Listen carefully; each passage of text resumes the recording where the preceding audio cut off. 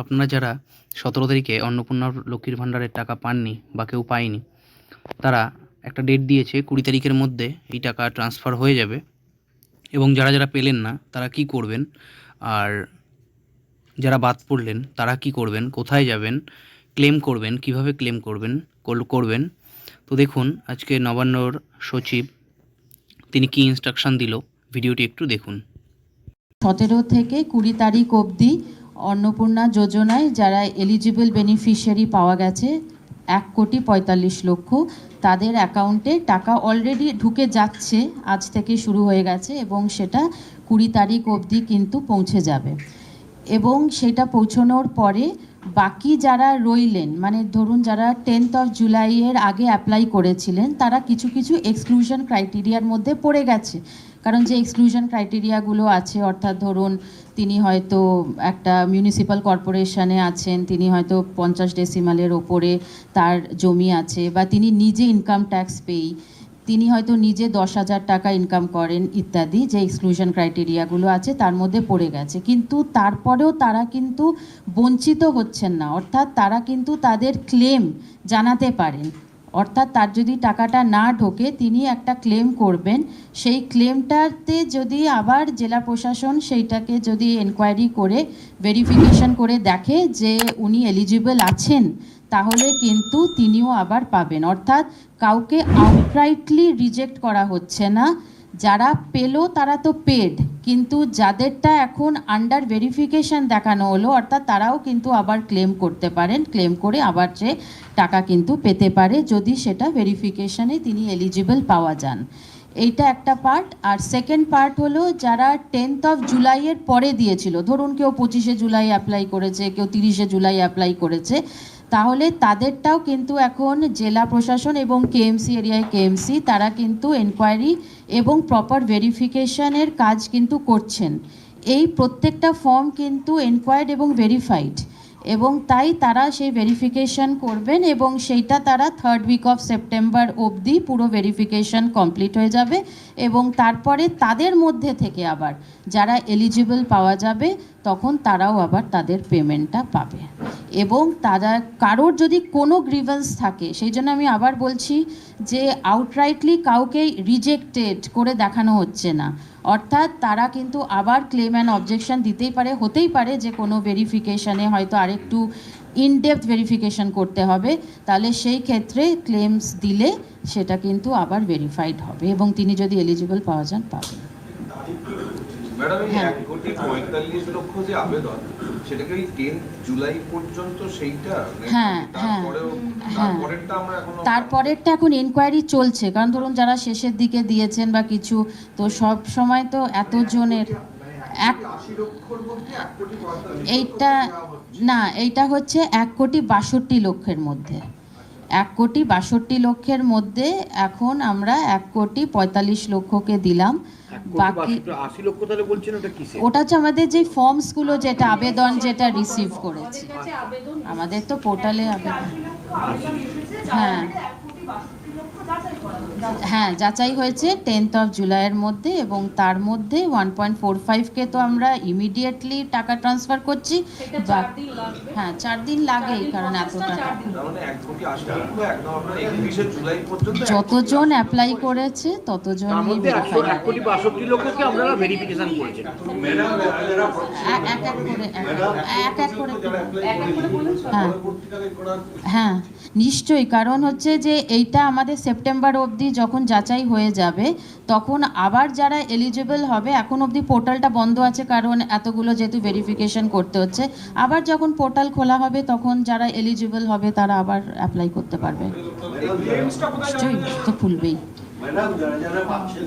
হ্যাঁ হ্যাঁ, যাদের যাদের পাচ্ছেন না, মানে যাদেরটা আমরা এখন হেল্ড আপ করে রেখেছি, তাদের কিন্তু একটা রিবেনে কিন্তু তাদের একটা কারণটা জানিয়ে দেওয়া হবে। ধরুন সেখানে লিখে দেওয়া হবে আইটি পেই, কিংবা দেখা গেল যে মান্থলি রেমুনারেশন মোর দ্যান 10,000, যা যা আমাদের এক্সক্লুশন। অনেক ক্ষেত্রে দেখা গেছে যে তাকে হয়তো ভেরিফিকেশানে গেছে কিন্তু তাকে পাওয়া যায়নি, সেজন্য নট ফাউন্ড, যাই রিজন থাকুক না কেন সেইটাও আমরা লিখে দেব, যাতে সে সেই উদ্দেশ্যে মানে সেইটার ভিত্তি করে সে যাতে তার ক্লেমটা দিতে পারে। 1,62,00,000 যে যার উপর হ্যাঁ, ভিত্তি করে তার মধ্যেই 62 লক্ষ হ্যাঁ। যে বাদ গেল, মানে 62 17 লক্ষ, হ্যাঁ। সেই 17 লক্ষকে আমরা হ্যাঁ। জানিয়ে দেবেন যে কজ অফ। হ্যাঁ, বাদ গেল না, আবার বলছি যে যাদেরকে আমরা অ্যাপ্রুভাল দিলাম না ফর ভেরিয়াস রিজন, সেই রিজনটা আমরা দিয়ে দেব, আর সেটার আমরা আরেকবার ভেরিফিকেশন করে দেব। ক্লেম করতে গেলে কোথায় করবে? ক্লেম করতে হ্যাঁ, আমাদের যে সোশ্যাল রেজিস্ট্রি পোর্টাল আছে সেইটা আমরা আপাতত বন্ধ উইদিন, আছে। হ্যাঁ ওটা না, ওইটা মানে নতুন ক্লেম নেওয়ার জন্য বন্ধ আছে, কিন্তু ক্লেমস অ্যান্ড অবজেকশনের জন্য পোর্টালটা আমরা দুদিনের ভেতরে রেডি করে দিচ্ছি সোশ্যাল রেজিস্ট্রি, সেইখানে ওরা তাদের ক্লেমটা দিতে পারবে। তার একটাই কারণ, ধরুন আজকে যে পেলো, আবার কালকেও কিন্তু কিছু টাকা ঢুকবে, অর্থাৎ এই প্রক্রিয়াটা 3 থেকে 4 দিন চলবে। সেই জন্য সে তার নিজের অ্যাকাউন্টটা প্রথমে চেক করে নিক, তারপরে যেন সে তার মানে আবেদন 20 তারিখের পর থেকে 20 তারিখের পর থেকে একদম পোর্টাল 17 লক্ষ যেটা আপনার ধরুন উইথহেল্ড বা পরে যাচাই হচ্ছে, হুম। এর মধ্যে এই যে ক্রাইটেরিয়া হুম। মোস্টলি কি কারণে, মানে কোন ক্রাইটেরিয়াটার জন্য মোস্টলি বেশিরভাগটা বাদ গেছে? হ্যাঁ, বেশিরভাগটা অ্যাকচুয়ালি আধার রিলেটেড সমস্যা আছে, অর্থাৎ আধার আর নেমে মিসম্যাচ আছে। আর আপনি জানেন যে এটা ব্যাংক অ্যাকাউন্টে পেমেন্ট হয় উইচ ইজ আধার লিঙ্কড, সেই জন্য যদি আধারে নাম যদি মিসম্যাচ থাকে তখন কিন্তু সেটা পেমেন্ট হবে না, এবং সেইটাই হচ্ছে সবথেকে বড় কারণ।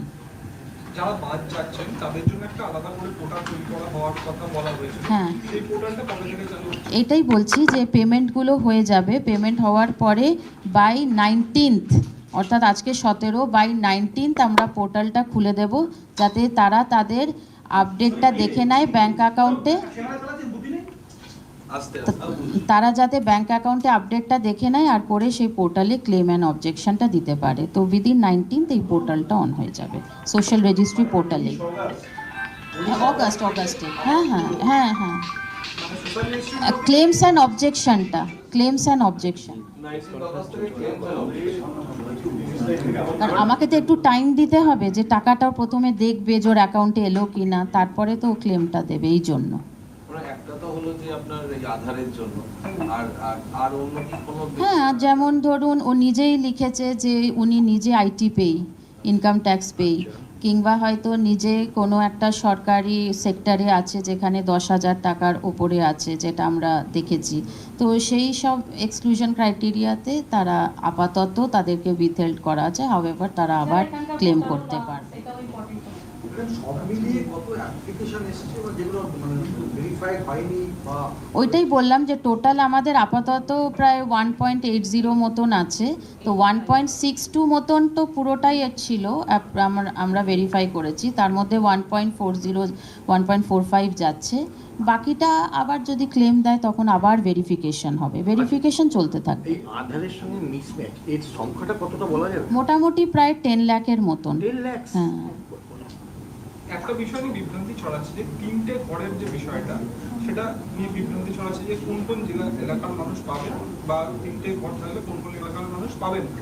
এই বিষয়টা যদি একটু ক্লিয়ার। এইটা 3টে ঘরের কথা যেটা বলা রয়েছে সেটা আরবান এরিয়া মানে মিউনিসিপ্যালিটির কথা বলা হয়েছে, কিন্তু তারপরেও যদি তার মধ্যে অন্য কোনো এলিজিবিলিটি থাকে সেইটা কিন্তু আবার ডিটেলে ভেরিফিকেশন করে যদি মনে হয় যে না সত্যি তার পাওয়ার যোগ্য আছে, সে হয়তো থাকে ওখানে কিন্তু তার একটা যোগ্যতা আছে, তখন সে পাবে। বাট অ্যাট প্রেজেন্ট মানে ধরুন একটা ফ্ল্যাট বাড়ি যেটা মিউনিসিপ্যালিটিতে আছে 3 রুম আর অ্যাবাভ, তাদেরকে এখন এটার থেকে বাইরে রাখা হয়েছে।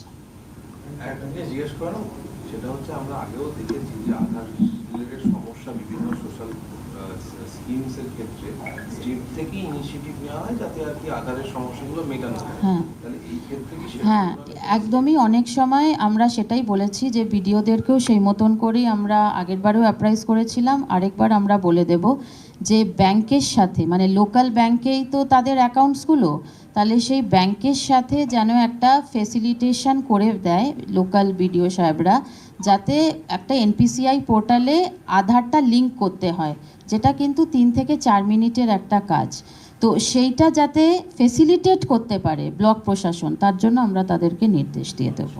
তো বন্ধুরা, আজকের ভিডিও এটুকুই। Thanks for watching. আর যদি কারো কোনো কোয়েশ্চেন থাকে সেটি নিচে কমেন্ট বক্সে করে যাবেন, আমি উত্তর দিয়ে দেবো। Thank you so much.